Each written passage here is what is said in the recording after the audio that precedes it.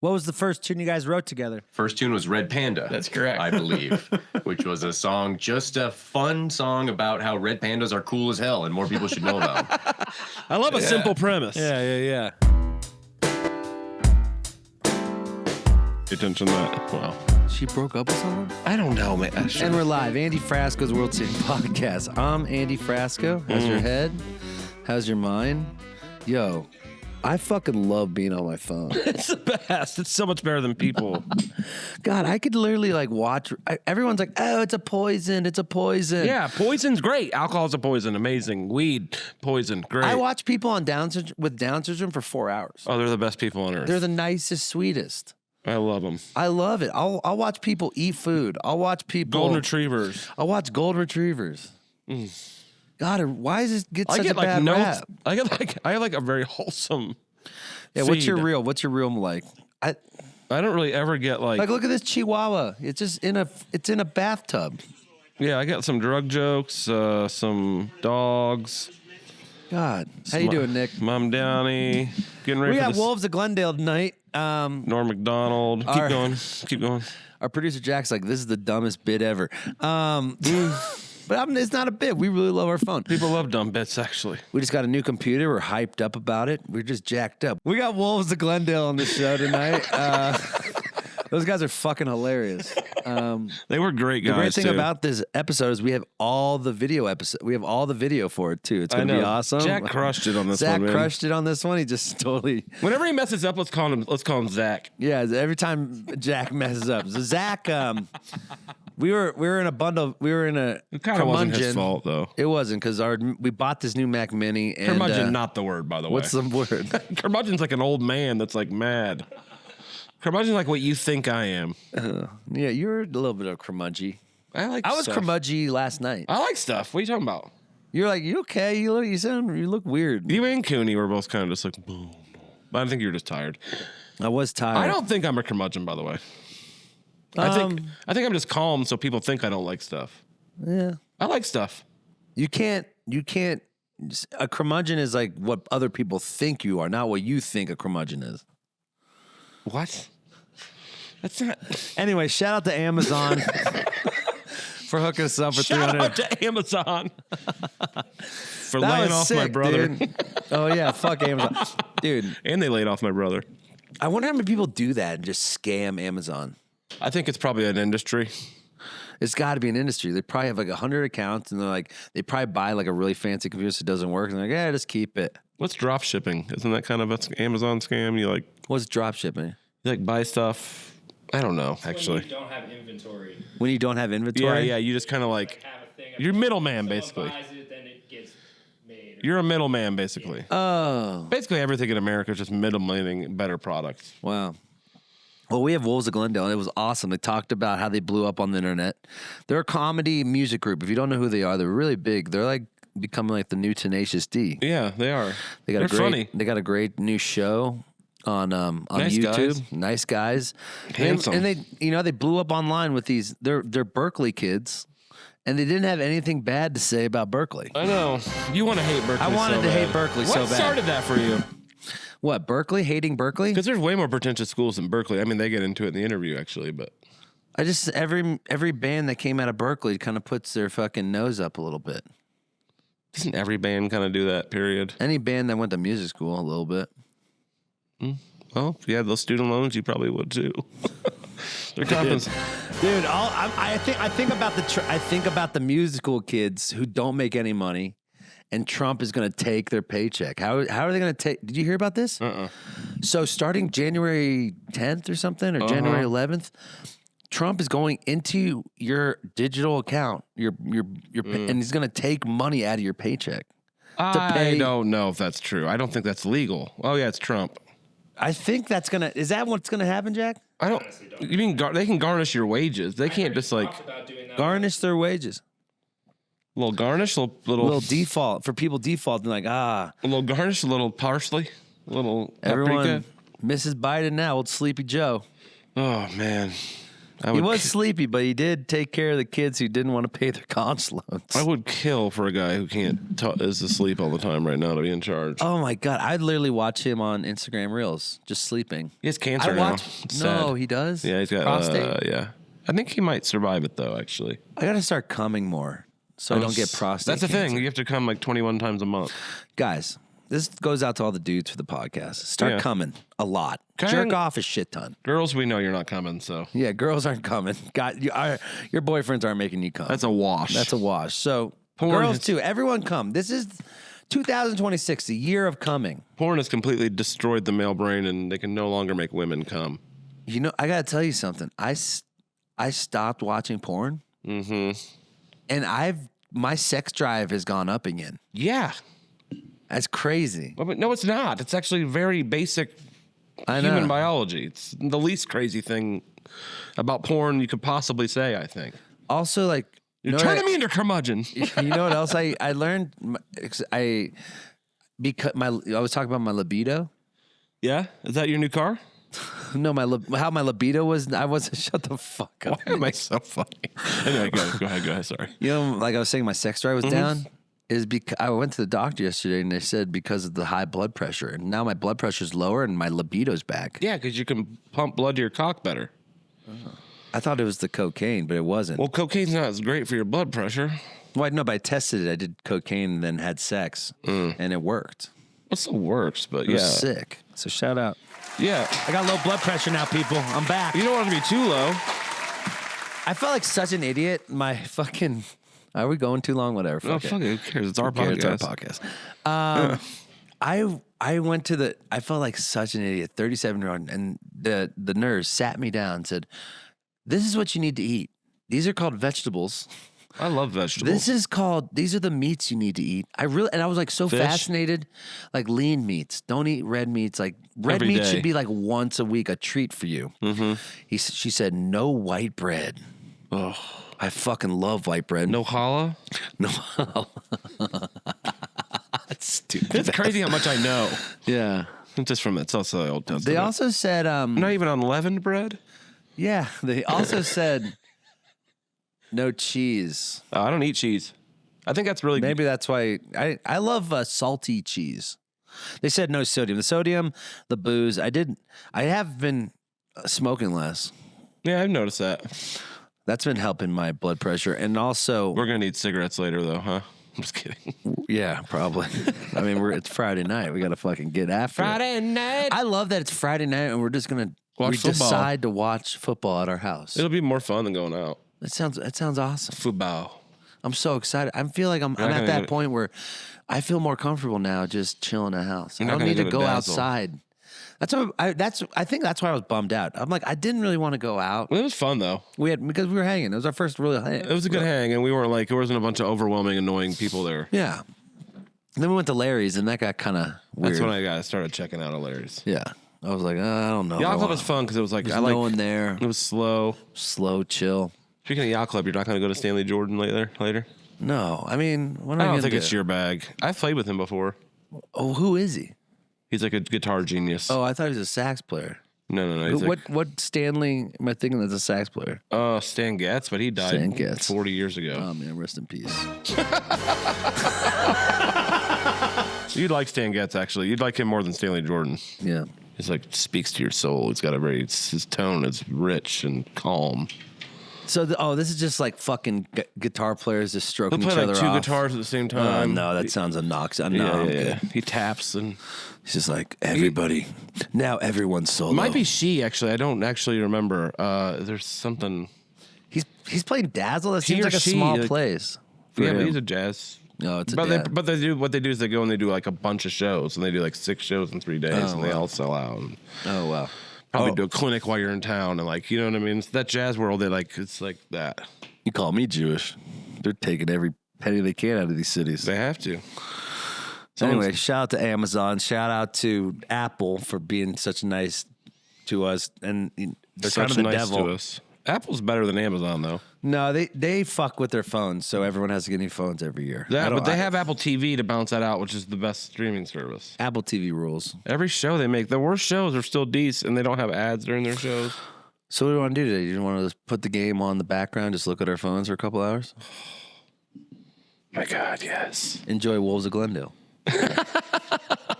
This is a call to action.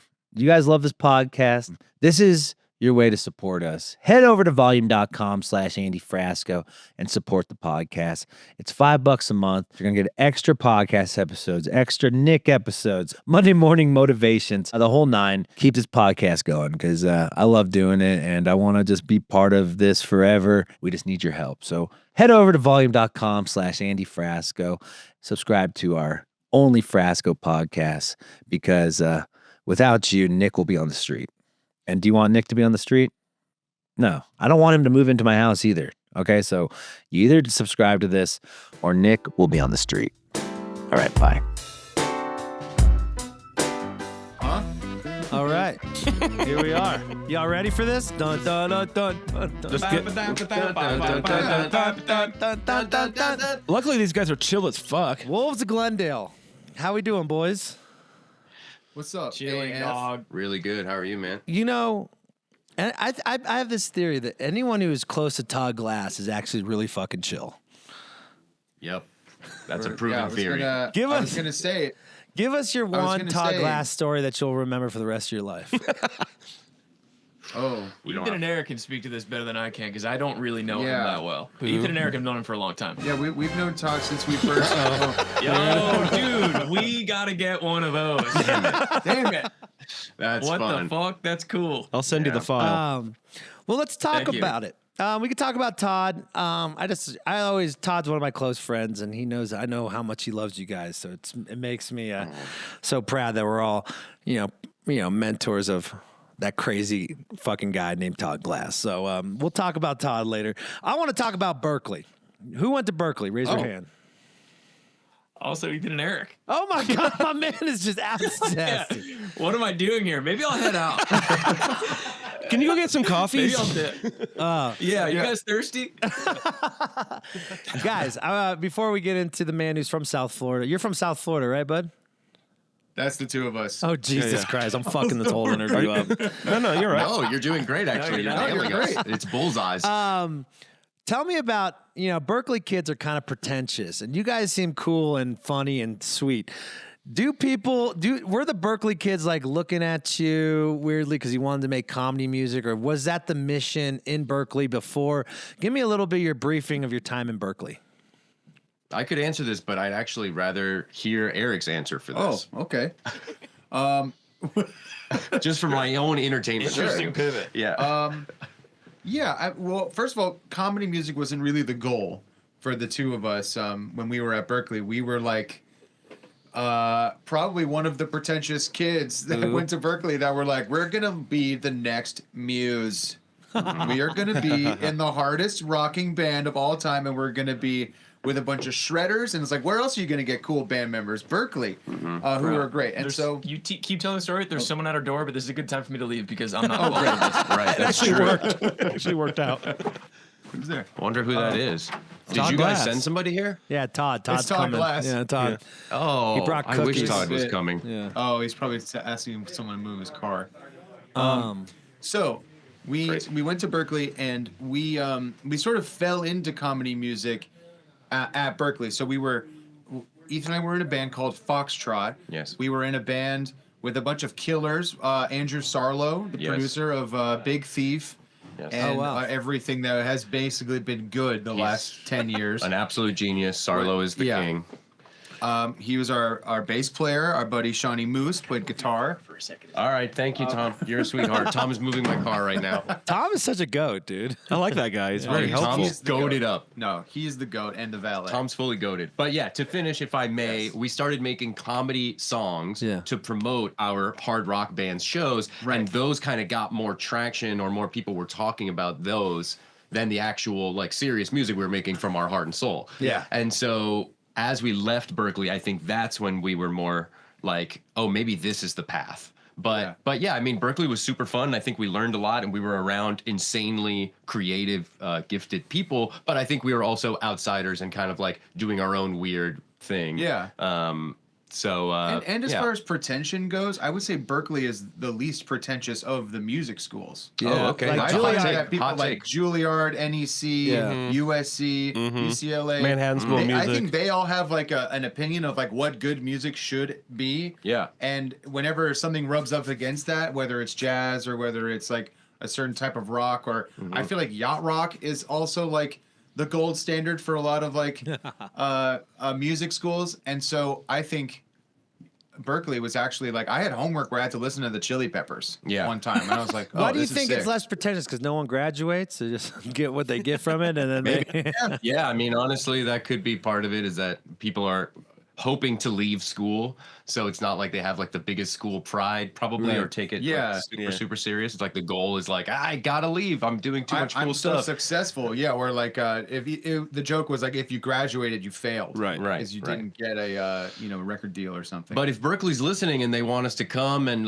give a talk about how to write songs about a guy who vapes and eats people, like, we're down for that. Or forgive our student loans. Oh my God, Berklee, come on in. Oh, they and ain't swoop gonna out do the that. loan. It's how Trumpy's gonna take it out of your paycheck these days. I couldn't believe that shit. I heard that on the news that starting this year they're gonna take it out of your paycheck without fucking.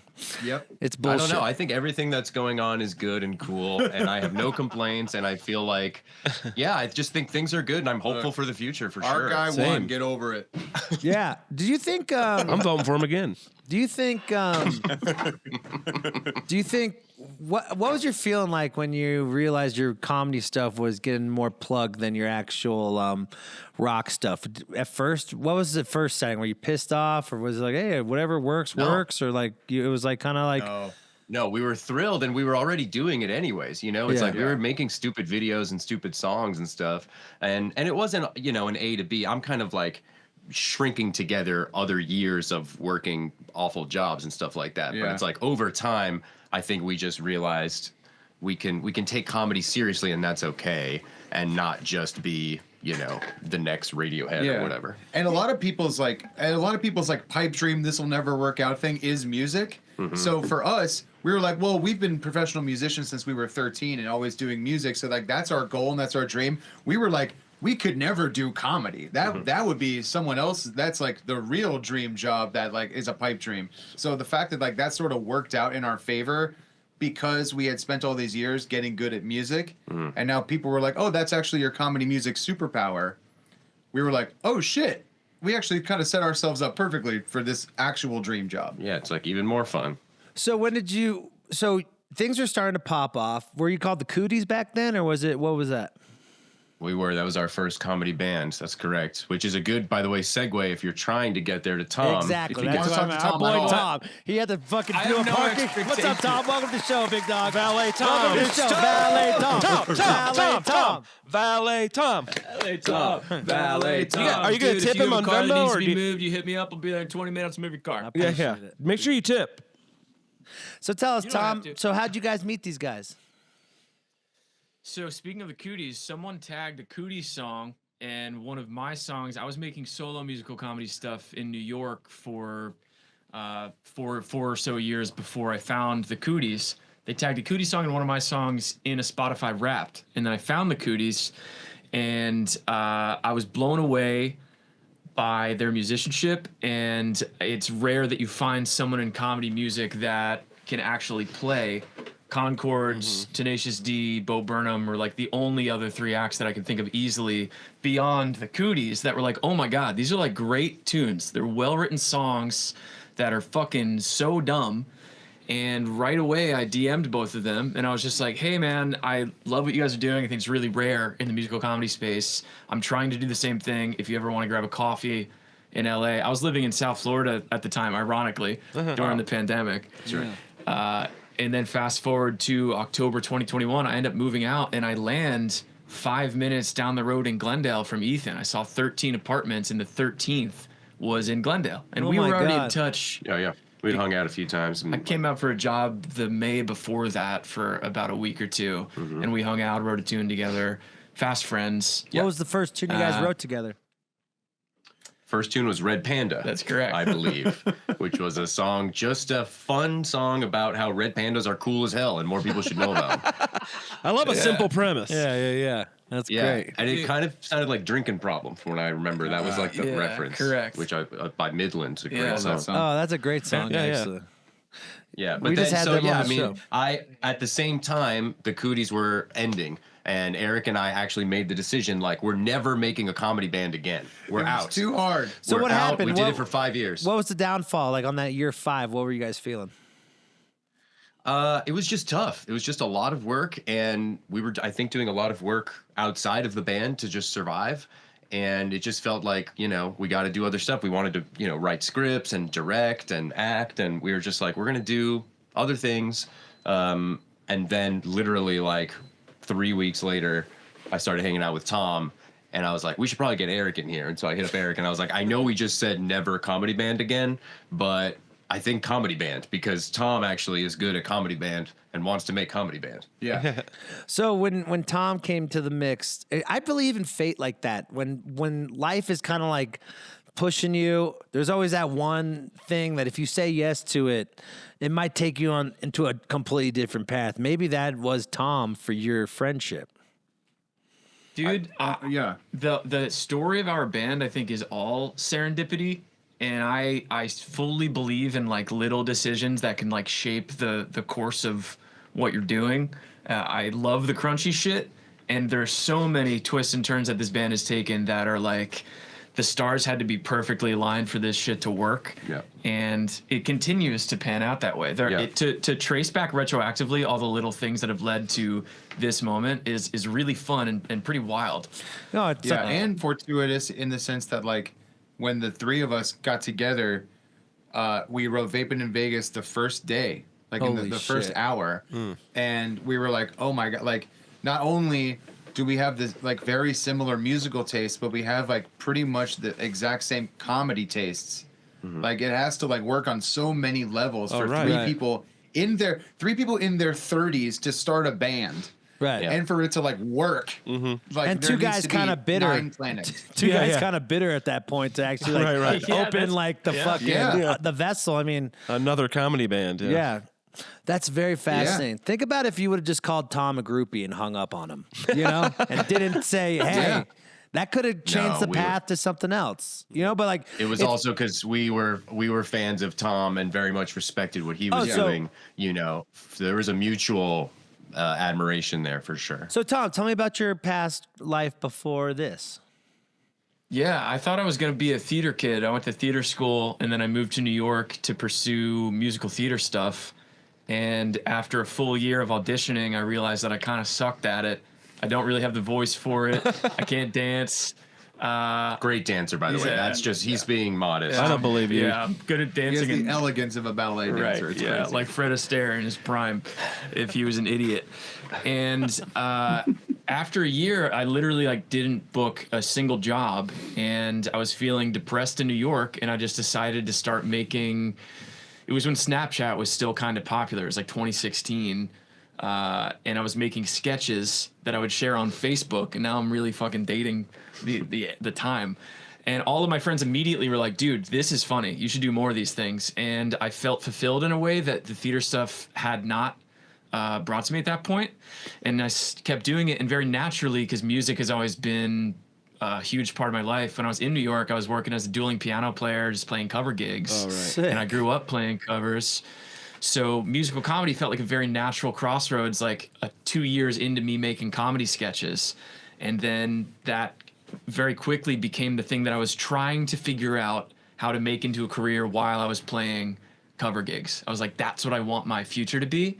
And I moved to LA specifically to find a comedy band. And I told my girlfriend at the time, I was like, if I can find a band like the Cooties, I'll be happy. That's like the Holy only thing that I shit, want to dude. do. I swear to God, dude. And you this is legit what I mean found about the fucking serendipity. cooties, dude.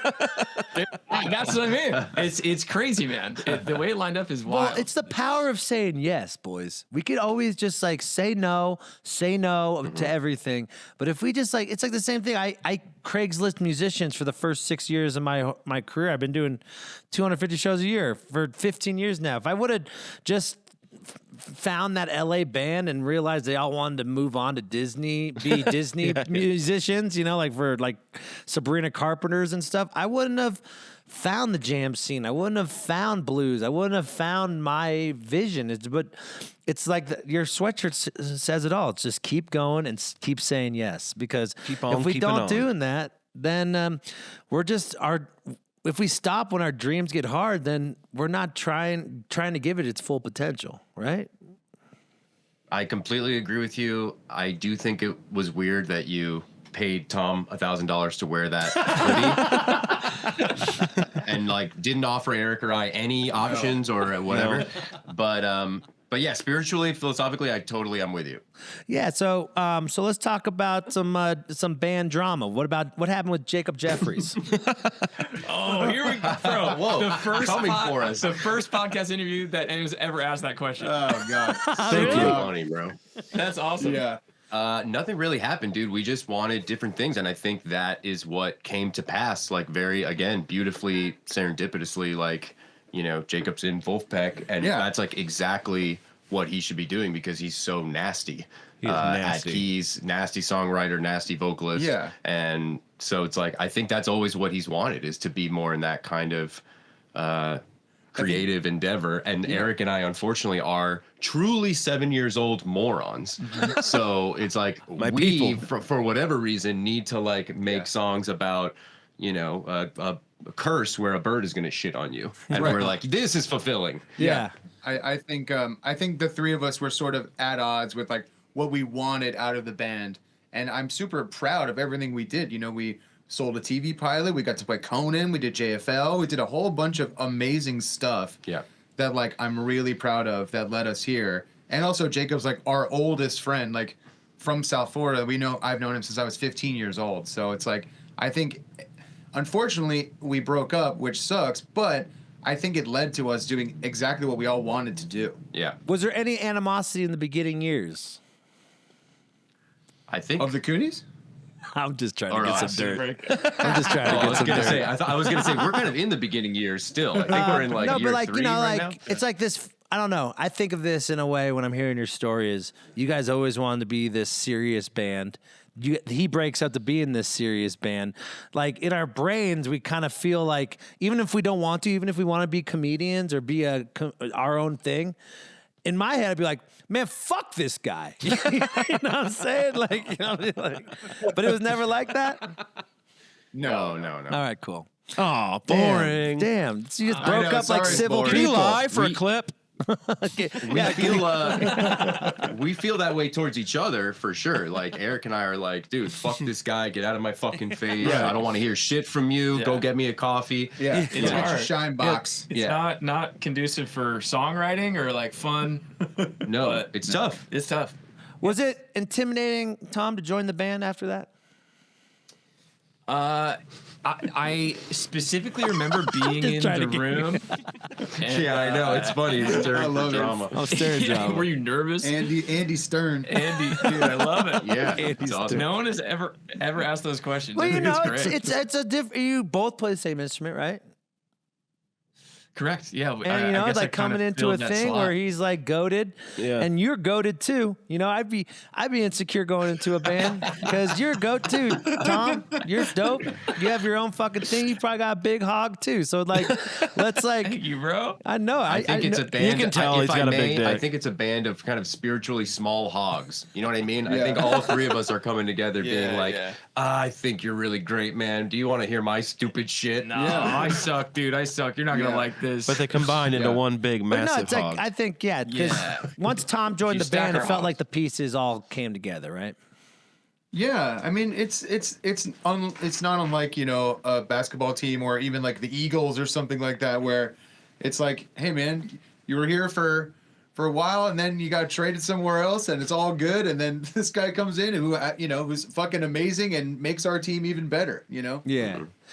Well, I'm happy you guys feel that way because sometimes I get pissed off about about band members joining other bands that got bigger than me. So it's Very territorial, maybe I'm man. just just think I'm trying to take my aggression out on you when I Is should there be anything going you'd like therapy. to get off your chest? You Yeah, wanna man, fuck air this guy, grievances now. Sean Eccles. No, I'm just You guys want to interview Andy for a little bit? Help him out? No. Okay, I went to school with a guy named Sean Eccles. That's great. Let's call him up. Let's call him up. He's a very successful oral surgeon. And Andy hates his guts. I don't know why you don't like Sean, Andy. I love that guy. It's a very, that's so it's a funny. different Sean for sure. So tell me your approach of how you're about blowing up online. Was it strategic or were you just trying to make good content? See, another thing of where fully goated on his own comes into the band. I will say that was a very weak spot of the Cooties in that we were a band for 5 years. We did all that great shit, but we never hit more than 5,000 Instagram followers. And that was part of a thing of just like, we think we're good. Why isn't this clicking with the outside world? And that, besides being a great songwriter, a great vocalist, a great piano player, Tom knows how to do that on his own, and he did it himself. And so we very much followed him into the fire of like, let's try what works. And he knew how to like make it digestible. Maybe you could talk more about All that, right, Tom. Tell me your philosophy. Give me your game plan. Tell me what's the blueprint? Here's my take on all this. And as nice as I think it is for you to say that, I firmly believe that success on social media just happens to it has to do with how good the shit that you're making is. Yeah. And there are some things that you can think about, but in all of the things that I've tried by myself, together with the band, the reason why we were able to gain 100,000, 150,000 followers in our first year as a band has very little to do with my insider strategy knowledge, and it has everything to do with what we're able to make together. And it's simply about like the thing that you're making. If it's quality, I think it'll go. People get so lost in the weeds of like, what day do I post? What time do I post? How many times should I post a week over the course of a year? And I think that there is some validity to consistency, but time and time again, if the thing is good, and you usually know in your heart and your gut if the thing that you've made is like good and fun and true to you, it'll go. It'll find its people. And I think the things that we were making in the beginning were really stupid parodies of popular songs, and those are the things that broke us at first, and it's just because they were funny to us and they're funny to other people. I would also say the consistency took a ramp up because before we were never posting with any sort of regularity or quality control or anything, and then when we started Wolves of Glendale, it was a very active decision of like, if we're going to do a comedy band for the second time and we're all three going to take our time and get together, we need to treat this like a business and get like corporate about it and get organized. And I just thought that spoke to your skills as well. You came to the table and you were like, great, I love organization. I love that we're going to be on a schedule. Here's the type of stuff I think we could make. Yeah. And then you're right, we'd get together and we'd, work on something we thought was really quality. Yeah. And then just an experiment. Yeah, just try shit. Yeah. But I feel like that's like half of the hurdle, which is just getting over your ego and your pride. And like, if something bombs, then it's like, It does not matter. It's not a failure other than like it didn't perform well. So now you adjust and change. Yeah, no, that's what's one thing thankful of a close friend of yours, and he's our business partner, Jack Gould taught us.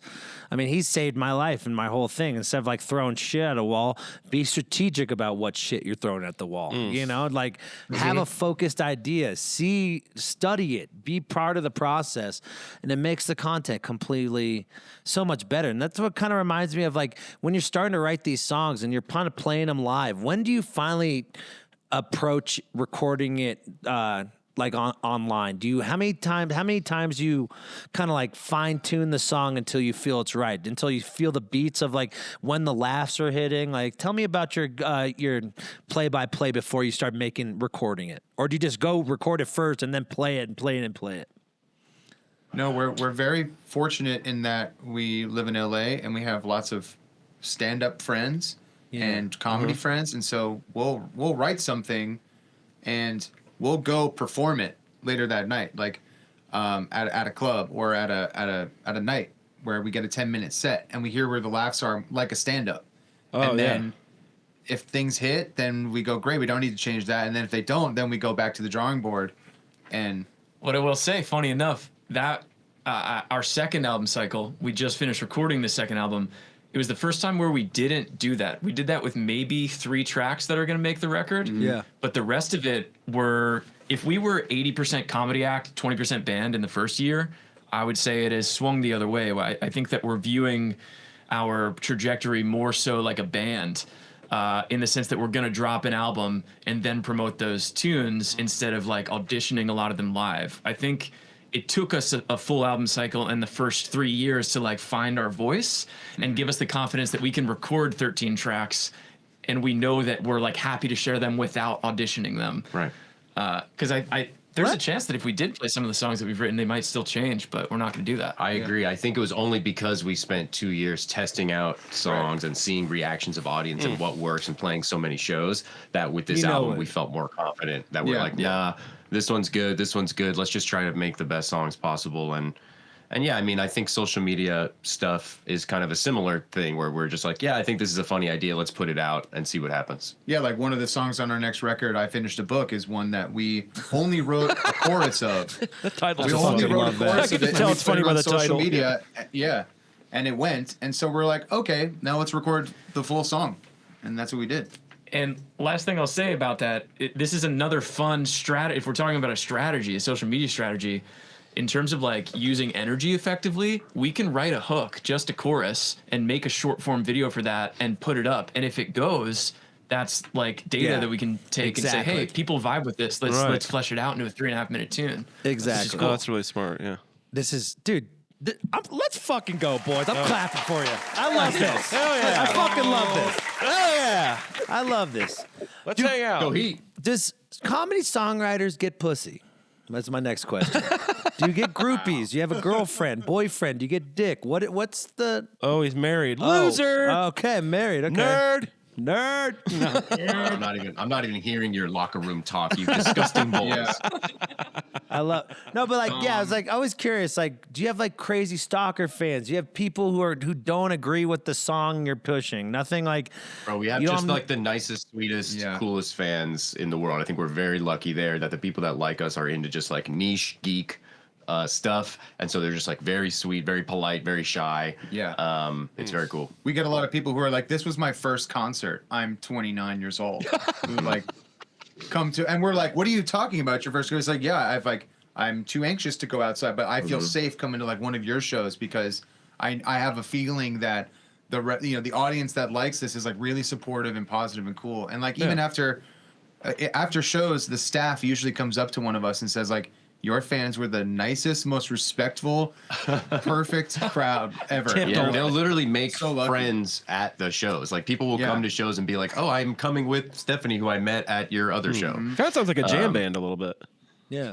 Yeah. Similar vibe. Yeah. So tell me, I went on tour with Kyle Gass, and I heard your story about you guys with Tenacious D. Hey, let's clap. Let's clap for Kyle. He doesn't get enough love. He kind of doesn't. You're right. Like Jack gets the most of the love, and Kyle should be getting the fucking love. he's a ripping guitar player too. So tell us about your story of how one Tenacious. of the first real champions of our band. Yeah, that's what I wanted to hear. Tell the story of how Tenacious D found you guys and took you on tour and that whole thing. Well, I got a call from our buddy John Spiker, who just produced our album. Hey, can we hear it for John Spiker? This guy's a legend. I love you. Tell me when to clap, boys. I'll clap for you. Yeah, I like it. Yeah. We got 14 people in the back on a mic. This was during the Omicron years of COVID, and he asked he was reuniting Trainwreck, his solo band, and so they asked me to be the drummer for basically like 6 tours, and they all got canceled because of COVID. And so we basically spent 6 months rehearsing together at the D Space with me and Kyle and John and basically all of Tenacious D minus Jack. And it was interesting because this was sort of like at the end of the Cooties and during the beginning of the Wolves of Glendale. And I remember after a rehearsal talking with Jack and Kyle, just being like, oh, I don't know, like, should I start a comedy band, you guys? Like, and they were like, yeah, you should do that. Because we were talking with Tom, and I was like, I don't know if I want to do this again. And they were like, yes, you must. And so Kyle definitely saw the birth of Wolves. He came to our first shows. Yeah. He came to everything, and then I think it was about 9 months later when they were announcing those Vegas shows that he had seen us enough times and was such a supporter that he asked us to open for him. It was like unreal. So what was it like your first moment with these guys? I mean, is it kind of your idols? Like, what was the first moment? Like, were you nervous? Was what? Yeah. Yes. Tell us everything. Yeah, Tell us- absolute inner First panic date. for sure. It's crazy. One of the first Fucking moments. insane, dude. It's your idols, dude. It's crazy. No, we They're were the playing like guys. fucking cantors Bro, before that. we were literally playing in a deli, and then fucking we go to Vegas. We're playing 2 nights New Year's. Tenacious D is like 4,000 seat theater, and at soundcheck, I remember. I think that was the first time. Yeah. We saw Jack, or one of the first times. Yeah. And they were just going like so hard at soundcheck, like as if it was just a full blown Oh yeah. concert show. And then yeah, they just both were just so complimentary and so supportive of us, and it was just a really kind of like world shattering thing. And I should shout out Reggie Watts, who came and did like an improv solo during one of our songs, Planetarium Dump. So sick. Go check it out. So sick. Great titles. But thank you so much. But yeah, I mean, that's just for me, let the guys speak. But like, it was definitely like, I cannot believe this is happening. I cannot believe this is happening. We're such a baby band also. And it was just like, we had friends come out and family come out. It was just like the most fun thing. Yeah, get to hang out in the fucking Virgin Hotel. All right, we pull up our names on the side of the building. It was great. I'll never forget that, man. Yeah. It was Yeah, like such a crazy. That was month 9 of us being a band. God, Like, fucking it's- insane, yeah. dudes. It's Fucking crazy, insane, man. It's dude. like not. It's not lost on any of us how rare that opportunity is, and I think it just goes back to the serendipity, like the nature of you being in the train wreck shit when we were kind of getting started. And kudos to Kyle. Yes. Thank you, Rage Gauge. We played Netflix as a Joke Fest May 2023, which is 2 months after we formed as a band. And when we got that gig, we only had 2 songs, and they were like, "Can you play a half hour?" And we were like, "Yeah, no problem." And so we were like, "Okay, we have a month to write 3 songs and polish 5 songs," and we did.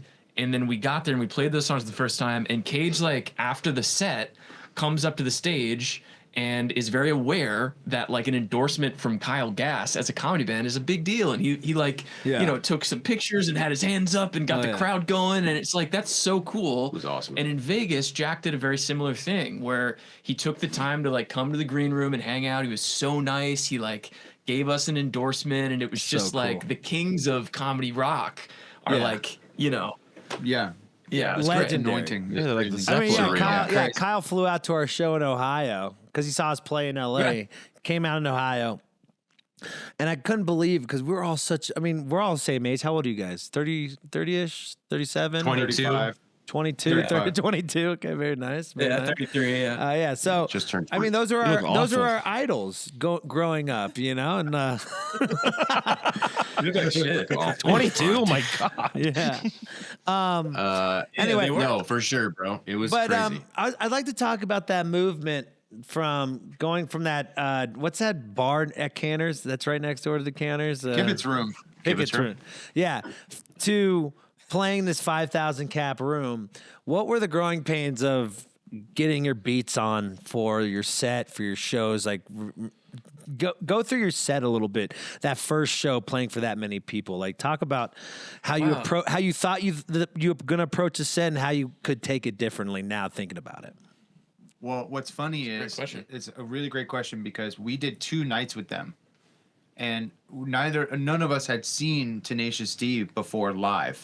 I don't think, and so we definitely had a game plan. We had like a few months of roll up for the gig.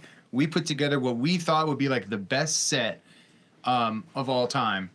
Also, we only had fucking 7 songs, so Yeah, it's we like knew what we were really didn't have much to choose from. Yeah. And it was like a 30-minute set, so it was like 5 tunes. yeah. So, but we were like, all right, we're gonna go out there and we're gonna fucking come for the face. And then we played our first night, and I would say it was pretty good. The sound also was bad. Yeah. In our defense, our monitors weren't working right, so we weren't Yeah. hearing proper sound. But we thought, We thought it was fine. we did our jobs, and the audience seemed to really enjoy it, and we were like, all right, Wasn't a feel train pretty wreck. good about that, whatever. But then, And then we saw Tenacious D go on stage, and you know, I'd like to think that we're very competent musicians and can play, you know. So it's not like they were necessarily like light years just playing shit that we could never play, but the energy and the kayfabe and the pro wrestling attitude of I'm playing in front of 5,000 people. I need to be The Rock right now, energetically. I need to be big. And we saw them do that, and we were like, oh, shit. Like, our heads exploded. And then the next night, we learned from them, be fucking huge and big. And the crowd loved it the second night. It was way better. Yeah, isn't it crazy? Like those little mannerisms can win over. Because it's like we went on tour with Bert Kreischer, and like I was just playing acoustic for a little bit open the set, and I saw the difference between when I went a little more exaggerated, like it was my rock show, versus I was timid, like I was supposed to play that role of the fucking songwriter thing, and I saw the difference in the crowd because like.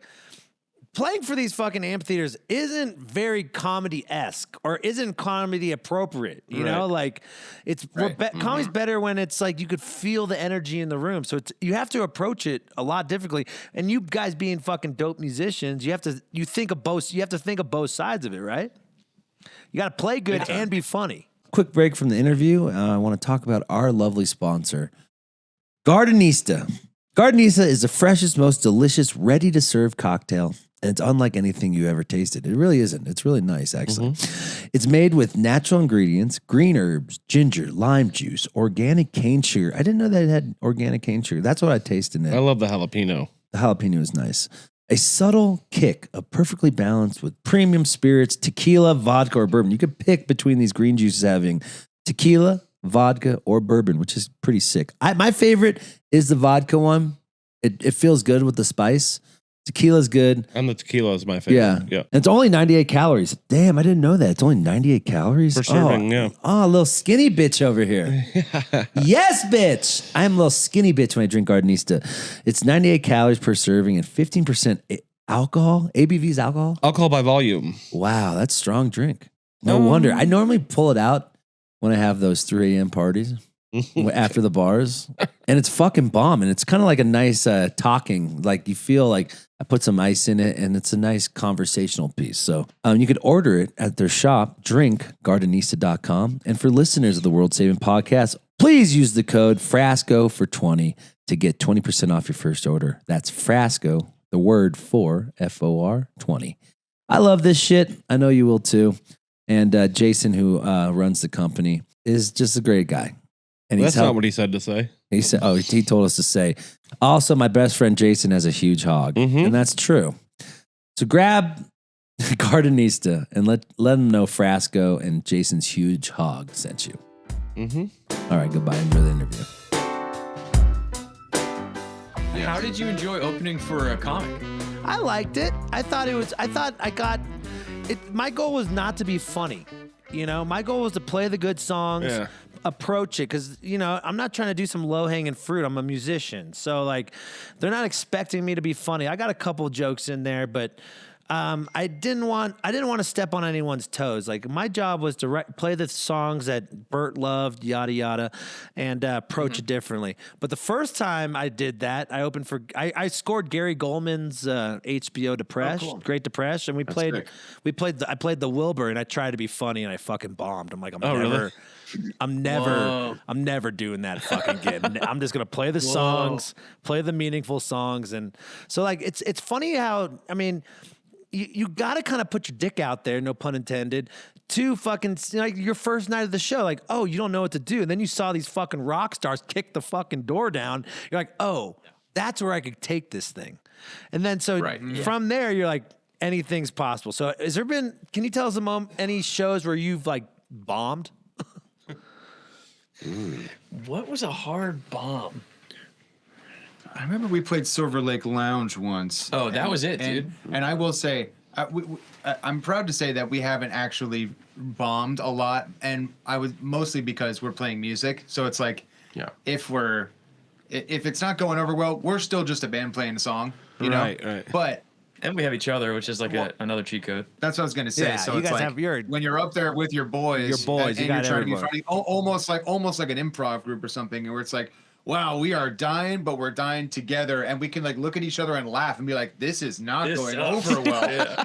Sometimes I will say it's like some of my favorite stuff when the audience is not fully with us, and then we get the ability to take jokes further than we normally would, just because now we're just doing it for ourselves. Yeah, it's like they're not going to get it, but if I can break Ethan or if I can break Eric, then like this is a win of a show. The show is it's gonna be fun to play. Yeah. I think the trick with us sometimes is, especially with a comedy band, it's like you have to be able to hear the lyrics, and if you're not in a room that's not conducive for you to hear lyrics, like it's going to be rough. Like I remember the other time we played like a house party. I was just gonna say Red Show Blue Show. Yes. Yeah. That's right. So this was the first, and this is a great idea for a show. It's called Red Show Blue Show. 2 separate rooms on the property. One is the red room, one's the blue room. All of the comics play both rooms.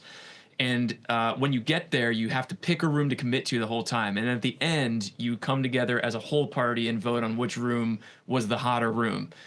And That's we pretty were fucking asked, awesome. That is cool. Dude, It is. It's cool. The show rules. They've It's done cool. it. They've done it a bunch. It's an amazing show run by really funny guys.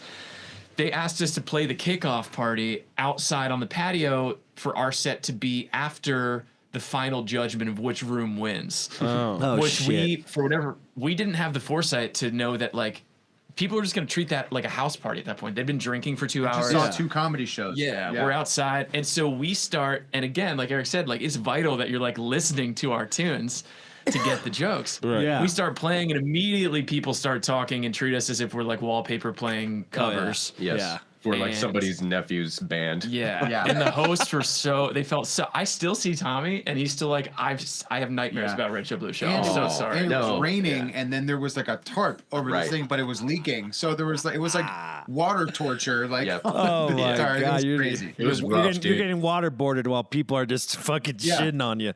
Yeah. That's that's what it crazy, felt like. dude. Oh my, yeah, dude. Yeah. It's all about the right. I mean, for what you're doing, that's why it's like controlled space. You know, like that's why it's got to be so hard to play these fucking amphitheaters opening, where people are walking in, getting their beers, sitting down, talking to their friends. You got to really know how to zip them up or zip them in. And that's like another question is, what's your take on like kind of like low hanging fruit, like being vulgar, or cussing, and what's your approach on that when you're We wanting? I think we try not to go too, like sexual or vulgar, and I think also we try not to curse, but we do curse in the songs, and I think that's because a lot of times it's just like that's the funnier move. Yeah. If we can break it, if somebody can beat it and think of something funnier, then like I'm all, we're all down with it. But a well placed fuck is like really hard to beat. I It's know. very Yeah, funny. That's true. Right. It's tough. Yeah. but we are going to do, and we've done it for a few of the songs, like clean versions of the songs, because there are people that listen with their kids and stuff, and they're always like, oh, thank you for releasing a clean version. But we definitely don't lean on it. We don't try to. Yeah. And I think it's just whatever's funniest. Yeah, that's wins. it. And also with low hanging fruit, it's like I think we're all quick to be like, I've seen that before. I've heard this before. I think we're always searching for kind of a fresh take on something. Yeah, we definitely don't want to step on anybody else's toes, and I think we all intake so much comedy and music that usually it's one of us. It's like, that's a little too much like this bit or this, this sketch or this song. Let's move away from it. And there's always something else. Yeah, or like we sometimes call it "Hey Girl" musical comedy, which is I feel like a lot of like musical comedy of like cheesy musical comedy of the past has been like "Hey Girl" kind of stuff. Right. Like, Dick in here's a all the box. stuff I'm gonna do to you. Yeah, that like kind of Dick in a stuff. Box or And it's something. Like, yeah. Exactly. Yeah. well, Dick in a Box is great. I Yeah, I'm love just saying, that, like, but it's like- everybody's copying that now. Yeah. Yes. That's The exactly worst it. versions of when those things are really Exactly. Now I regret asking you if you guys get pussy on the road. Sorry about that, boys. Sorry about that. He dude. might bring his wife. Sorry. They're good boys. I would love to know what your ideal day on the road looks like because Cocaine, hookers, 10 shots of fucking Jameson. Yeah. No, Anxiety. Hey, can I tell Anxiety, one thing that no happened to you, water. or no? Yeah, sure. Tom actually one time got Venmo'd once while we were on stage at the Virgil, and that was a first when we were first coming up, and he just we started doing stuff, and we're like, man, there's like jacked, handsome guys in our band. I think we're all gonna be swimming in it pretty soon. Wouldn't you say? And then I remember after the show, Tom looks at his own Venmo, and some girl Venmoed him $5. He goes, "Here's my number, and here's $5. Like, will you go on a date with me?" I'm telling you, I forgot about that. Tom bro. got that big hog energy, yeah, dude. like, I'm telling you, he's got that big old That hog tiny, energy. tiny, big hog It's energy. like, where can I go for $5? Yeah. Yeah. Dude, that was funny. That was hilarious. But for 50, he does go on dates with girls. for sure. Even though I'm in a very happy long-term relationship, I will date someone for $50. $50. First date. But what I'll Pre-tax. say is that like another reason why I think it works very well is that none of us are like super heavy drinkers. We're not like No blow, even no there nothing. folks that no blow, no nothing. Like when we pull up to a hotel and they have a Peloton in the gym, we're like, yes, bro. Yeah. This is gonna rule. Like, Dude, a Whole Foods hot bar. yeah, going to whole Smoothie. There's a smoothie place Y'all nearby. watch porn or something? Anything? You gotta, you gotta. Porn's cool. gambling addict? You gotta have something. You got gambling at it? You betting on some horse races? What do you got? Something? We do like to gamble. I will say one Thank of the God. greatest moments of the Vegas trip. I remember it was like 2 a.m, and I'm smoking a cigarette, playing blackjack with Cage, Hell yeah. and I was like, this is the life. His hair Yeah. going I'm a crazy. degenerate gambler. I think I like smoking cigarettes more than I like gambling, but I do love cigarettes. I Yeah, do when love Eric a says cigarette. gambling, that's like the one time in 2 to 3 years that we're gambling. Yeah. But I think we Yeah. like the idea of gambling, and it's like I like to play poker for Yeah. $20. I play cards. I could quit blow. I could quit my sex addiction. I could quit all this stuff. But cigarette, goddamn. There's something about a There is. cigarette after a show, There's dude. something- a post-show It's the segment. best, dude. Yeah, I'm Post-show getting into sick. hand rolling, unfortunately. That's how I feel about burritos. Honestly, that's respect, actually. that's our band vice is food. Oh, yeah. Like There we go. Sometimes, like especially when we go on tour, like we just go like not like, hey, what's around here? It goes, what's the most delicious thing you Right. could possibly put in Yeah. your body? And if it's not good, Right we're now. gonna be pissed, and we're coming for you. Yeah. You ever like, get there's food always poisoned before a poster show? of ice cream. Oh my God, no, not yet. No. Let's knock on wood. We don't want Yeah, that. yeah, We're not- yeah. We don't want that evil. Just No. jinx it. No. Have you? Oh yeah.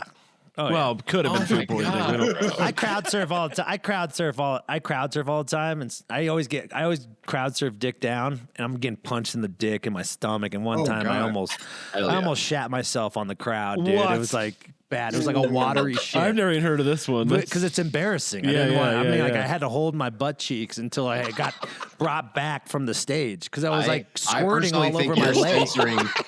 I think you're censoring the real story, which is that you did shit on the I audience. but definitely you don't shit wanna on the say it. audience, but Yeah. I was wearing pants. So funny if you tried to blame someone else. It's I'm like, like, you're the only one above us. So who that's- shat on me? Who shat on Pretty me? sure it was the guy Blood above shit us. come out of their Shout out skull. my No, I'm getting Yeah. shat on too. I don't know who it is. Yeah. Oh God, I could talk to you guys forever. I got 2 more questions. I want to talk about your new show, Iron Songwriter. But before we do that, we talk about Weird Al. Weird Al is one of the greatest right. comedy music. He's the Paul goats. McCartney, right, of comedy Is music? he the Paul McCartney? Probably. Pretty much. I mean, Is he the just as good Beethoven? looking. I don't know. He's a great musician, too, not just like a funny guy. He's like- Who would be your Mount Rushmore for music comedy? Wow. Ja Rule. Hell yeah, P Diddy. no, intentional. Ja Rule. It's got to be intentional Diddy 3 comedy. times in Ja Rule. Kanye. You know what's pretty Kanye. funny? Who's a dirtbag? R. Kelly. Trapped in the Closet was insane. Yeah. Oh my Yeah. God. And I Jeez, pull Eric, out my that's the Mount gun. Rushmore right there. And then there was a Objectively midget. hilarious. Yeah. It was a midget. Trapped in a Closet was like in high Amazing. school. I had never seen anything We like should that. honestly I do could- something like that. A Like a Trapped in the 33 Closet, chapter. Yes, like Wolves of super long Glendale dramatic fucking- narrative. Trapped in the closet, Dude, heated we rivalry. probably will eventually try something like that. But Yeah, it'd be really fun. What I loved about it, I didn't love the man, but what I loved about Trapped in the Closet was the arc. The same arc. Yes. In the song. It was this climax. incredible. I thought that was so brilliant. And I was still it is. entertained after the 33rd episode. I was like, Yeah. there was a 100% midget. There correct. was a Soap preacher opera. fucking A gun. who got gay. It's like a lot of things going on Yes. there. It's amazing. We're just 5 guys that all agree R. Kelly is amazing. Yeah. Let's say it. Let's call it what it is. Let's I haven't found anything I don't like about him yet. let's clap for R. Kelly. Let's see who claps for R. Kelly. And Clip Fist. Please. Then he Clip did some Fist and guy share it. stuff, and Great now he's a work. bad guy for doing guy stuff. He pees on one person. Yeah. No, I'm just kidding. You can't do guy stuff with your friends We'll anymore. delete that for you guys. Okay. So tell us about your Mount Rushmore. Tell us about your comedy Mount Rushmore. Comedy music, honestly, when you were naming comedy music people before, the one that lit up in my mind was Elvis, because I feel like they don't get enough love, and they should be on the Rushmore. Like, I think their songs are just such incredible songs that I want to re-listen to. Lyrics are so funny. The music videos are incredible. YLVIS, Elvis is my nomination. People know them as the What Does the Fox Say, but they're so much deeper and you know, legendary. Yeah. I think I've got mine. If we're going for four for Mount Rushmore, do 4 each. it would be Weird Al, Bo Burnham. I have to go Tenacious D. Have to. Got it. And if there's 4, I think that only because it's personal, it would have to be Concourse, Flight of the Concourse. Oh, right. Elvis. Because when I found Elvis, I was like, oh, this exists overseas as well. Like, that's quality over there too. But those 4 for me, like, shaped the reason why I want to do this. God, you look so familiar. Are you in that other comedy group from NYU? The girl, there's a girl who plays and they're dancing. There's a piano player and a drummer. Oates? No, Glass did the Dynasty Typewriter with them too. Shit. Oh no, dude! Two Tree Hill. Two Tree Hill, dude. yes, yeah. Those Yeah, guys dude. fucking rule, dude. Yeah, Two Tree Hill are great. They're also mutual friends. That's what I thought. They You borrowed a looked like guitar the of lead mine guy. for that Dynasty show. Oh yeah, no, Hold on, that's you guys funny. were on No. that Dynasty show too? No, they borrowed a guitar for that show. Oh, that's so funny. But they're in New York and they're good dudes, and them and Rose, who they perform with for that show. I'm about to jazz. Don't That's stop. what it I'm is, about dude. to jazz. I went to that. That shit was fucking hilarious. And they had all the Yeah. musicians or the comedians like improv with them. It was killer. Yeah, That's cool. Yeah, Veronica did a tune with them. Our buddy Josh Harmon, who's on drums for that show, is an unbelievable comedy drummer. Yeah, good dudes. Good dudes. That's awesome. All right, so you sold what we need one from you, sir. Oh, okay. You can gotta repeat go the if you D. want. Yeah. Yeah, gotta go the D. Gotta go Weird Al. I'm gonna put in the Mighty Boosh. Nice. Oh, I know yeah. they're not technically a band, I like that. but they do comedy music, and I feel like we are from the same planet. Like whatever I see from them, I go, "This is the greatest thing." And then,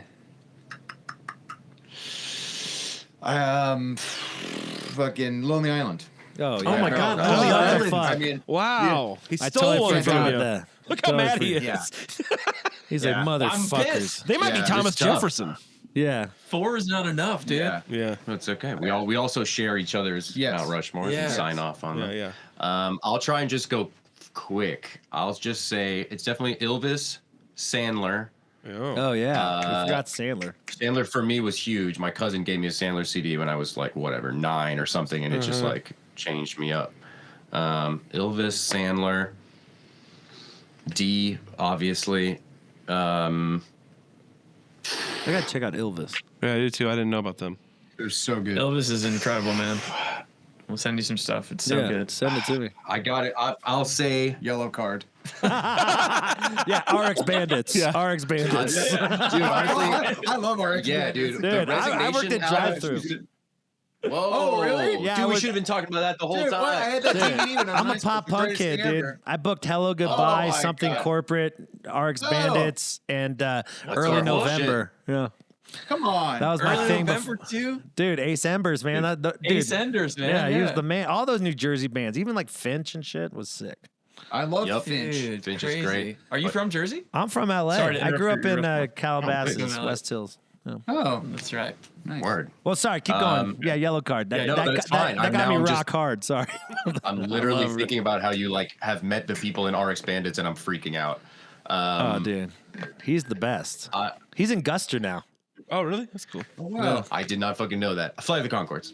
I think yeah, that's yeah, safe yeah. to say. Yeah, I think great. Flight of the Conchords, D, Elvis, Sandler. Yeah. I think that's Sandler's a strong. great pool. I didn't even think Yeah, of I that. didn't even think of Because you think Sandler. of him so much as an actor now. Oh, Like, man. oh, yeah, he had fucking albums. Yeah. I mean, even And How so like good many his, song. funny comedy songs. Yeah, His he's last two unbelievable. specials were dude, just the that whole song. Farley song was unbelievable. Oh It my made me God. cry, Yeah. dude. And Yeah. then the one Well, about and- stand-ups, like God. so Yeah. I wanted to say like what Sandler can do and get to the like heartfelt moments is like absolutely incredible. How it can be funny and have that human aspect to it. And then I got to do honorable mention Inside by Bo Burnham specifically. Oh, dude, I that think was that so special good. is like maybe Rocks the my world. best. Yeah, special. Bro, ever. and then like was a masterpiece. Yeah. Didn't he Masterpiece. he built all his shots too, right? He was one man Yeah. show on Yes, that thing. bro. Yeah, it was during He did COVID. He was all by everything himself. himself. He framed all of it himself. He recorded everything himself. Sick. Music and video. It's crazy, man. That's a masterpiece.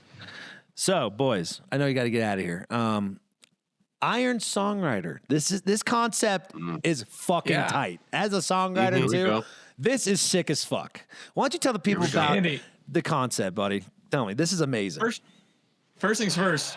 Would love to have you on the show at some point. Yes. Dude, anytime you want, bro. I'm in, dude. Let's go. I'm in. on. That would be so fun. Dude, Come I on. got you. Come on. Yeah, I'll get your Come number on, from man. Jack before we leave. Before you guys Yeah, leave. great. No, you'll never get our phone number, but yeah, sounds good. I like this, guys. Yeah. I'm You just can gonna be try, but outside. once this call is done, we're done. Yeah, I'll be outside the door just beating off while you guys do. Don't let him in. Don't let him in. That was good. So tell us about your new. This concept is unbelievable. Tell the fans about this. Yeah, we are so excited about this. It's a time-constrained songwriting challenge. So we always have 1 hour to write the best song that we can with some sort of variable. We've been really loving using lines from a movie as song lyrics, and then we set a timer and we have to try to do it. So the first episode was only lines from Shrek 1, write the best song that we can, and no matter what, we have to produce the song and put it on streaming services when it's done, even if it sucks. Which is why you can check out the song and music video for Donkey on the Edge, the song that we wrote in an hour. We're using Shrek lyrics. Correct. And we're just about to film one using lines from Jurassic Park. We already filmed one using lines from B Movie, which everyone on the Shrek video was asking for. We don't know why. fucking Weird. It's a cult classic. B movies, cult classic movie. Is that was Jerry I Seinfeld? think Yeah, Gen Jerry Z. Seinfeld. Jerry Seinfeld in that? Correct. Yep. That's He's his the movie. bee. Yeah. The Jerry Seinfeld movie about bees. We did that one. Yep. But Iron Songwriter was born out of like. That's my life right now. That's what I'm doing. I love it, boys. Yeah. I don't have health insurance. So what are you guys Yeah. like? How do you get these concepts? Do you pull from a straw, or like people, or are you just thinking about it? Right now, we're just kind of thinking about it. The B Movie one is just because it was like it had 4,000 likes on the Shrek video, and we're like, I guess we'll fucking do this. We don't movies. know, but Yeah. People Yeah. love it. Well, People We want to see initially it. were like, oh, we should do different challenges. Like one was the Shrek one, and then one is like, we do them like in the total darkness, almost like Jackass style, like, pitch black or getting a tattoo or Yeah.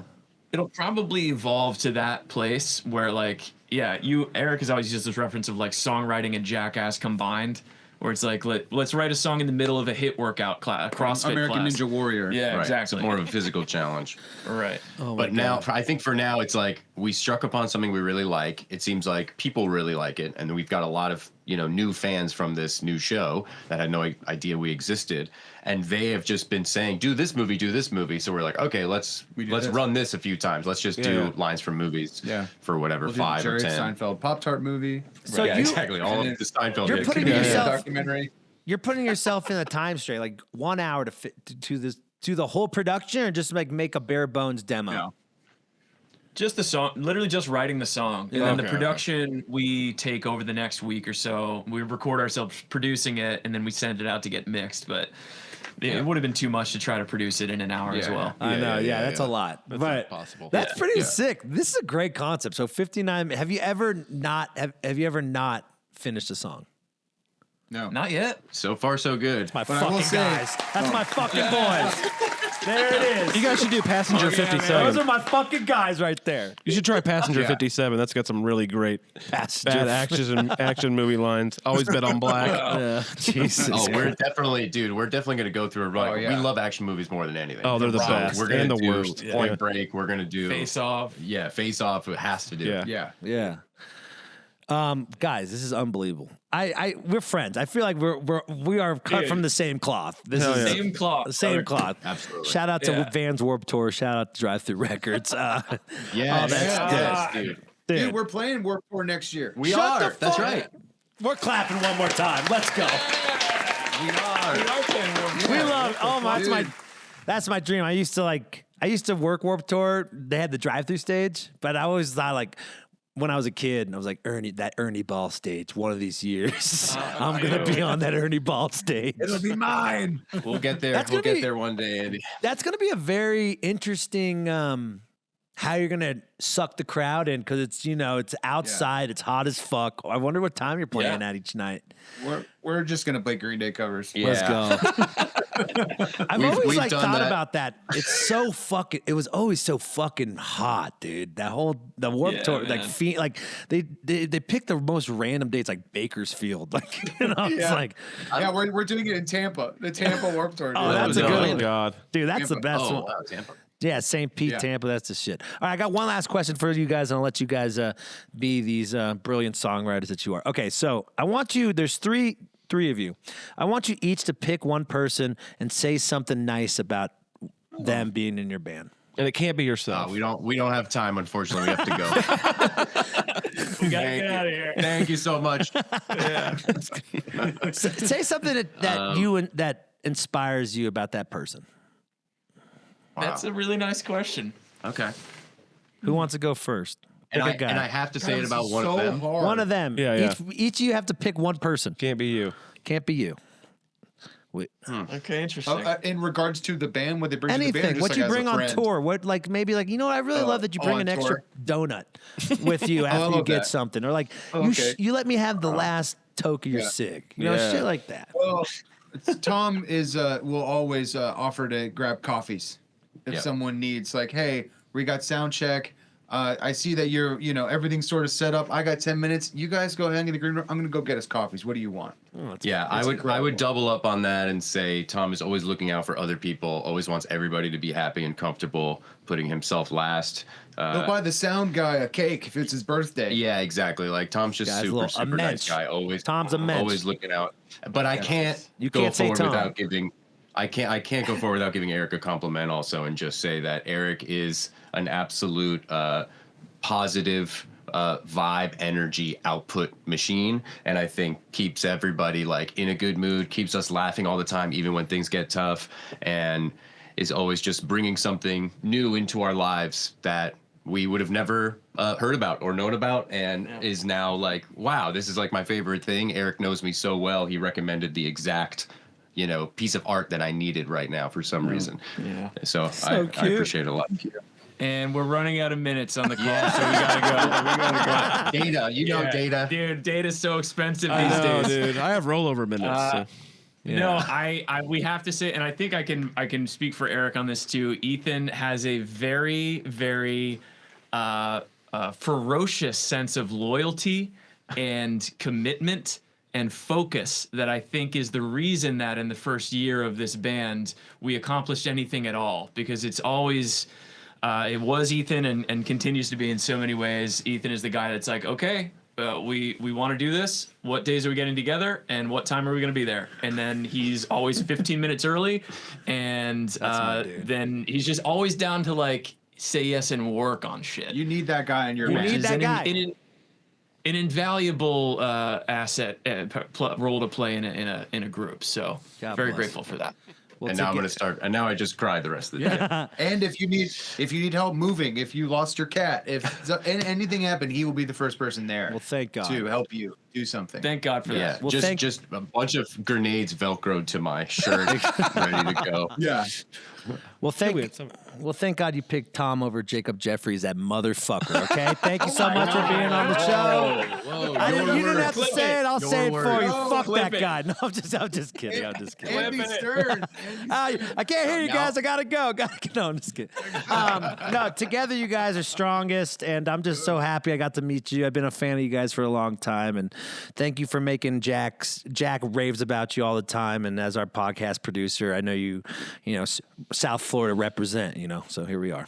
Absolutely. Dude. He and I used to watch the Drive-Through DVD together. We were in a ska band together. Oh, know, hell you yeah. told He's me. one of my day ones. Jack Well, Gould.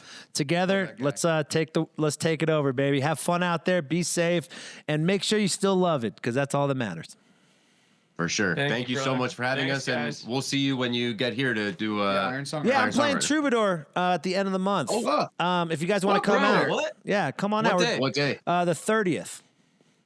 Great. Oh, We're there. bro. We're filming that day. That's what we're Oh, filming. We're filming during the day. Nighttime. Are you playing nighttime or We're 11 playing a.m.? nighttime, baby.